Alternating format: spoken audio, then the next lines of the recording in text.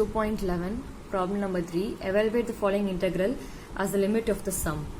So, third problem, integration 1 to 3, 2x plus 3 into dx. So, as the limit of the sum, we have formula. So, integration of a to b, f of x into dx is equal to limit n tends to infinity, h tends to 0.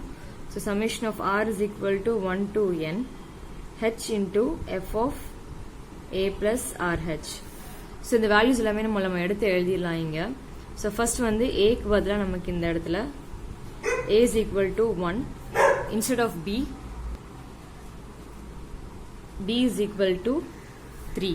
So, இந்த இடத்துல b க்கு பதிலா 3 apply பண்ணியாச்சு. அடுத்து f of x ஓட function value என்ன இருக்கு நமக்கு இங்க f of x is equal to 2x plus 3. So, அதுக்கு அடுத்து இங்க ஃபார்முலால நமக்கு h வந்து தேவைப்படுது. h க்கு வந்து formula b minus a by n. So, b ஓட வேல்யூ நமக்கு இங்க எடுத்து எழுதியிருக்கோம். So, 3 minus 1 by n. This is equal to 2 by n கண்டுபிடிச்சாச்சு. அடுத்து f of a plus rh. So, f of a plus rh is equal to f of a க்கு பதிலா 1 plus r அப்படியே தான் இருக்கும் into h க்கு பதிலா நமக்கு வேல்யூ இந்த இடத்துல பார்த்தோம் அப்படின்னா so h is equal to 2 by n. So, இப்போ இந்த இடத்துல 2 by n.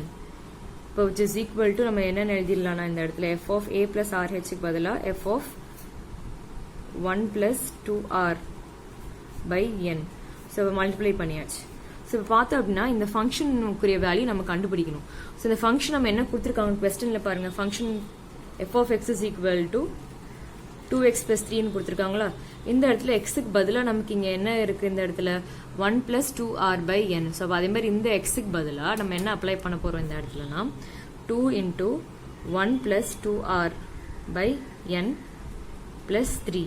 ஸோ இதை நம்ம உள்ள கொண்டு போய் மல்டிப்ளை பண்றோம் 2 மல்டிப்ளை பண்ணா 2 into 1 2 plus 2 2s are 4r by n plus 3. So, therefore, நமக்கு இந்த இடத்துல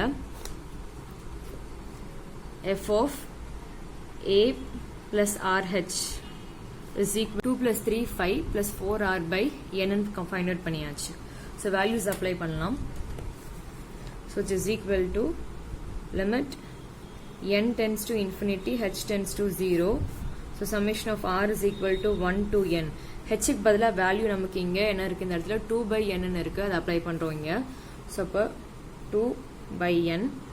அதுக்கு அடுத்து f of a plus rh ஓட value 5 plus 4r by n. So, இப்போ இந்த 2 by n வந்து நம்ம என்ன வெளியே எடுக்க போறோம். So, limit n tends to infinity, h tends to 0. இந்த 2 by n நம்ம ஏன் வெளியே எடுக்கோம்னா இந்த இடத்துல இந்த ஃபங்க்ஷன்ல வந்து r ன்ற வேல்யூவே இல்ல அதனால நம்ம வெளியே எடுக்கிறோம். So, summation of r is equal to 1 to n 5 plus 4r by n. So, இந்த summation உள்ள கொண்டு போய் multiply பண்றோம் அடுத்த ஸ்டெப்ல. So, அப்ப limit n tends to infinity, h tends to 0. So, 2 by n. Summation of r is equal to 1 to n into 5 plus summation of r is equal to 1 to n 4r by n. So இந்த இதில் பார்த்தோம் அப்படின்னா ஆர்ன்ற வேல்யூவே இல்லை அப்போ தான் நம்ம summation பண்ண முடியும். ஸோ இப்போ என்ன இந்த 5 வெளியே எடுக்க போகிறோம் ஃபர்ஸ்ட். ஸோ இப்போ limit n tends to infinity, h tends to 0 2 by n. So இப்போ summation of r is equal to 1 to n 5 எடுத்துட்டா நீங்கள் என்ன இருக்கும் நமக்கு இங்கே 1 ப்ளஸ் அதே மாதிரி நமக்கு இந்த இடத்துல r மட்டும் தான் இருக்கணும். ஸோ இப்போ ரிமைனிங் வேல்யூ இந்த இடத்துல 4 by n. இந்த டேர்மை நம்ம அப்படியே என்ன பண்ண போறோம் இந்த சம்மேஷனுக்கு வெளியே கொண்டு வர போறோம். ஸோ அப்போ 4 by n summation of r is equal to 1 to n remain நமக்கு இங்கே r மட்டும் இருக்கும். ஸோ இப்போ நம்ம ஃபார்முலாஸ் அப்ளை பண்ணலாம். summation of 1 is equal to formula நமக்கு n. அதுக்கடுத்து summation of r ஓட formula n into n plus 1 by 2. So இந்த ரெண்டு ஃபார்முலா நம்ம டேரக்டா இங்கே அப்ளை பண்றோம். So limit n tends to infinity, h tends to 0 2 by n. So, 5 summation of 1 குரிய value n plus 4 by n. அதே மாதிரி இங்க r குரிய ஃபார்முலா வந்து நமக்கு இங்க n into n plus 1 by 2. So formulas நம்ம வந்து வேல்யூஸ்லாம் அப்ளை பண்ணியாச்சு. ஸோ இப்போ இந்த இடத்துல n கேன்சல் ஆகும், அதே மாதிரி இந்த இடத்துல 2 வரும். ஸோ இப்போ is equal to limit n tends to infinity h tends to 0. So 2 by n 5n plus. So இந்த 2 வந்து உள்ள மல்டிப்ளை பண்ணுறோம். ஸோ 2 into n நமக்கு இங்கே என்ன கிடைக்கும் இந்த இடத்துல 2n. அதுக்கு அடுத்து 2 into 1 இந்த இடத்துல 2. This is equal to limit h tends to 0, n tends to infinity, h tends to 0, 2 by n. So 5n plus 2n add பண்ணோம் அப்படின்னா 7n plus 2 நமக்கு கிடைக்கும் இந்த இடத்துல.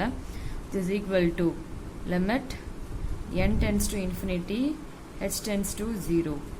So 2 by n. இந்த bracketல termலேருந்து n வந்து காமனா வெளியே எடுக்கணும். வெளியே எடுத்தா நமக்கு இங்கே என்ன இருக்கும் 7. இந்த n வெளியே எடுத்துட்டா வெறும் 7 இருக்கும். ப்ளஸ் இந்த இடத்துல n இல்லை, அப்போ நமக்கு இங்கே கீழே டினாமினேட்டரில் n வரும் 2 by n.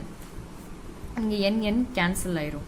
ஸோ அப்போ this is equal to இப்போ இந்த இடத்துல என்ன அப்படின்னா limit n tends to infinity, h tends to 0, 2 into 7 plus 2 by n.